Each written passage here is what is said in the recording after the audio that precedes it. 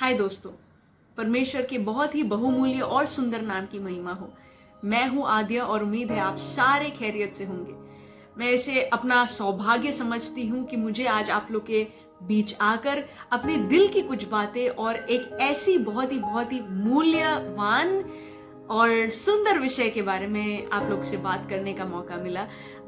आज का हमारा विषय है, क्या भरोसा या विश्वास हमारे चंगाई के लिए अनिवार्य है या जरूरी है। पहली बात, हम परमेश्वर की इरादा के बारे में जान ले। परमेश्वर की इरादा के बारे में साफ साफ निर्गमन के 15वां अध्याय के 26वें वचन में लिखा है, मैं यहोवा हूं जो तुम्हें चंगा करता है।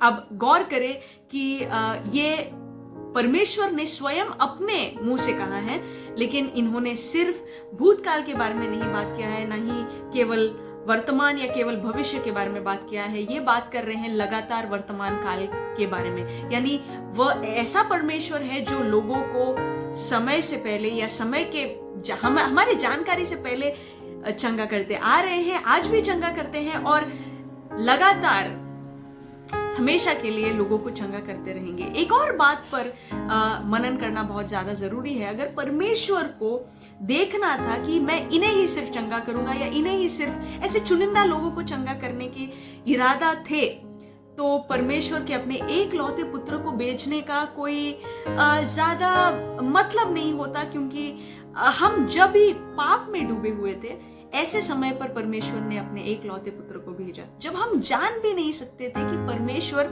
कर क्या रहे हैं अपने लहू को बहाकर। वो खुदा थे और उन्होंने हम जैसे पापियों के लिए लहू बहाकर ये बात यथायथ व्यक्त कर दी है कि उनका इरादा है हर किसी को चंगा करना। दूसरी बात, हम देखें कि अगर आप मुझसे आकर पूछे कि आद्या, क्या मेरा भरोसा होना या मेरा परमेश्वर पर विश्वास होना जरूरी है, तुम मेरे लिए प्रार्थना करो, तुम्हारा विश्वास है, परमेश्वर तुम्हारे विश्वास पर प्रसन्न होकर शायद मुझे चंगा कर दे।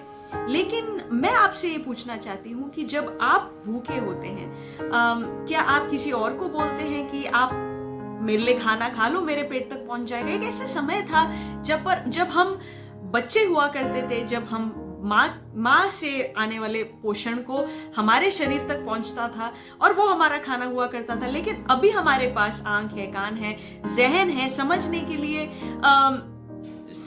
लिए जहन है और दिमाग है, सब कुछ है।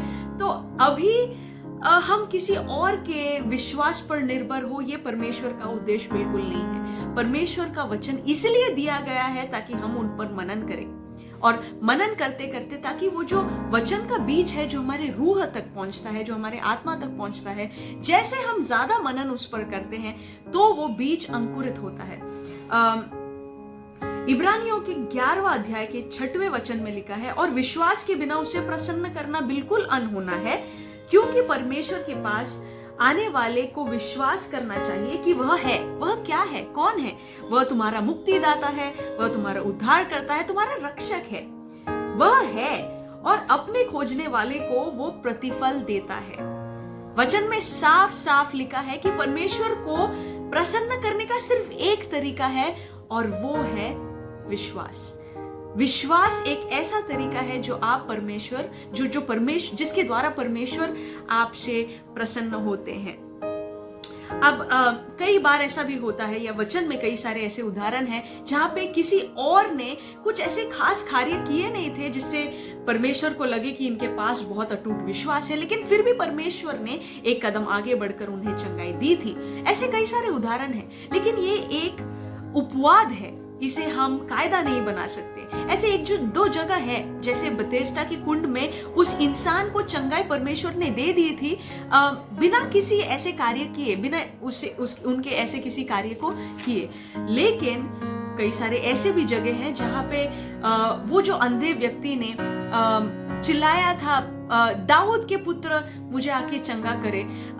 जब ऐसे एक एक कार्य को करने के बाद जब परमेश्वर ने उन्हें चंगा किया था, इसे कहते हैं हम कि हमें हमारे विश्वास के लिए, विश्वास को साथ देने के लिए कोई ऐसा कार्य भी करना जरूरी है जो हमारे विश्वास को स्थापित करे, जो हमारे विश्वास को इस तरह दूसरों के सामने व्यक्त करे कि सामने वाले को लगे और दिलासा मिले कि इसका विश्वास जो है इंसान के ताकत पर नहीं है या उसके बलबूते पर नहीं है, लेकिन एक परमेश्वर पर है जो कभी भी नकारता नहीं है, जो पूछता है।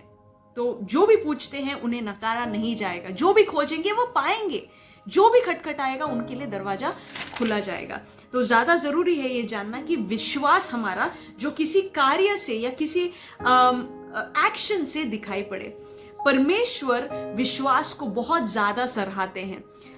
आखिर में आपसे एक बात कहना चाहूंगी कि परमेश्वर विश्वास से बहुत ज्यादा प्रसन्न होते हैं और बहुत ज्यादा सराहते हैं। जो विश्वास है वो जब बढ़ जाता है तो उनके फल निकलने लग जाते हैं, फूल निकलने लग जाते हैं और लोग देखने लग जाते हैं और इसे चंगाई के तौर में दूसरे सामने लोगों के सामने ये प्रकट होता है। तो जब लोग देखते हैं इन्हें चंगाई मिल गई है या मिल गया है, तो लोगों को समझ में आता है कि इस इंसान ने परमेश्वर में भरोसा किया था और इन्हें उसकी जो चंगाई है वो प्राप्त हुई है। तो आखिर में मैं आपके लिए प्रार्थना करना चाहती हूँ।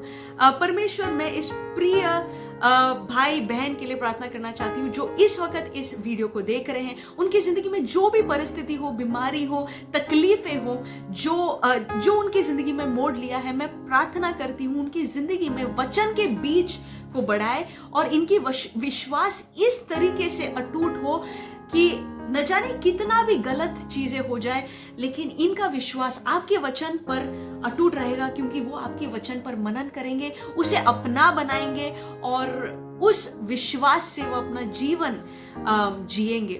परमेश्वर, आपका हाथ इनके ऊपर सदा रहे और इनकी जो बढ़ोतरी हो वो आपके वचन में होते रहे। परमेश्वर के मूल्यवान और सुंदर नाम से मैं प्रार्थना करती हूँ। आमीन। God bless you.